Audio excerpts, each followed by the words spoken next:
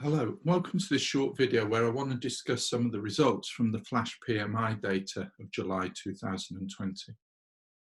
The data, broadly speaking, is very positive. What we're actually seeing is quite a V-shaped recovery from the depths of the coronavirus crisis in April, May of this year. So we're seeing a good recovery in private sector output. We're seeing composite output index, which are showing strong growth as procurement professionals go back to their business and start putting in place that inventory, those stocks, those components that are necessary to allow them to do business and to allow them to run their business. Business sentiment is also recovering. So what we start to see now is business confidence increasing, and that business confidence is going to be a key determinant of the shape of recovery as we go into the end of this year and critically into 2021. Output is growing strongly, and these output figures are very encouraging. The only thing we have to remember is they're big growth figures from a very low base. So we still have a long way to go to recover the type of activities that we saw at the end of 2019. And as I'll suggest later, if we see those types of levels of activity by the start of 2022, then I think that will constitute a good recovery. Again, manufacturing is very strong and showing the V-shaped recovery from those very low levels of activity at the end of April and beginning of May. One of the worries is about exports. We have to be very cognizant of our export markets. I would argue particularly those in North America and in Europe. We have a situation in North America where the crisis, the COVID crisis, is still putting great strain on that economy. And then in Europe, we obviously have the looming Brexit at the end of this year and some of the challenges that may present for UK industry. Service sector is also recovering, so we've kind of got a balanced recovery, as it were, in terms of both manufacturing and services, but again with this caveat that it's from a very low level.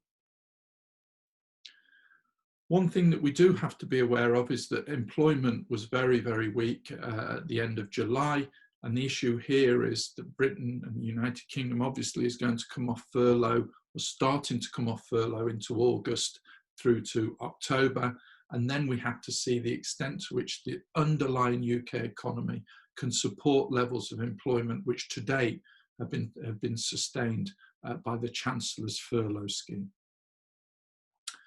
One very good sector as far as activity is concerned is construction.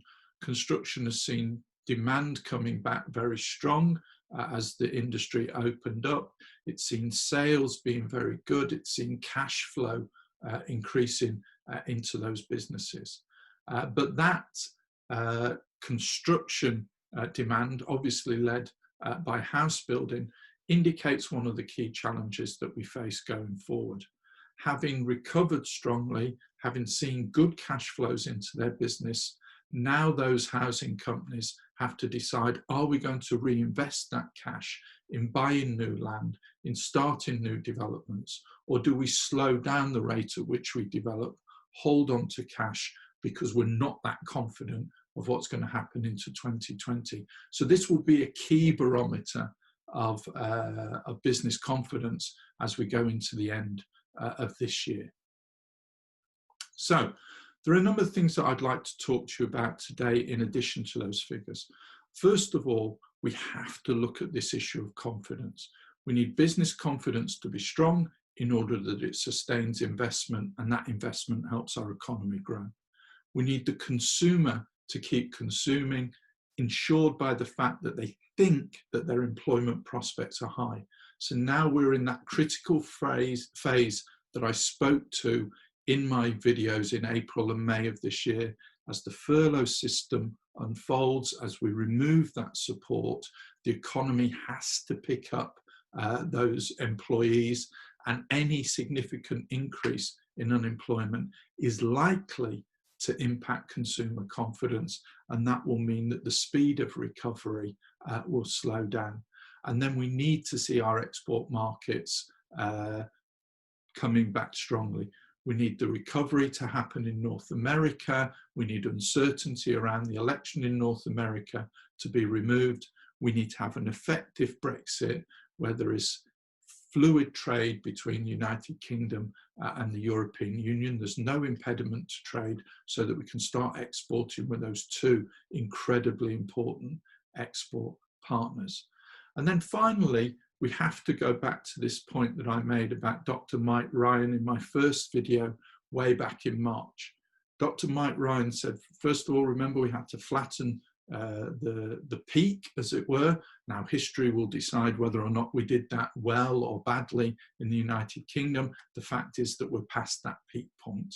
What we then have to do is take the fight to the virus. So we're now in a critical situation where it's enormously important for the economic well-being of this country that we do not get a second phase that causes us to go down, causes us to go into further lockdown, depresses economic activity, and extends the period of the recession. The final issue that we have to look at is the length of the recovery. Many of you will have read the news from the Bank of England in the last 10 days that they don't expect the decline in economic activity in the United Kingdom in 2020 to be as severe as they were predicting in May of this year. But what they do expect is they expect the length of the recovery to be longer than they expected. So rather than being V-shaped, it is going to be the swoosh shape associated with the famous brand of sports shoes. Other brands are available.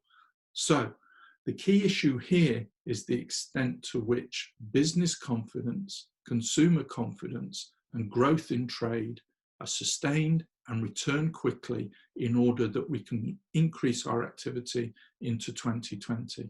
Any damage to confidence, any damage to trade will extend the period of recovery, and the swoosh on the tail in terms of the shape of the recovery will extend out, I would argue, into 2022.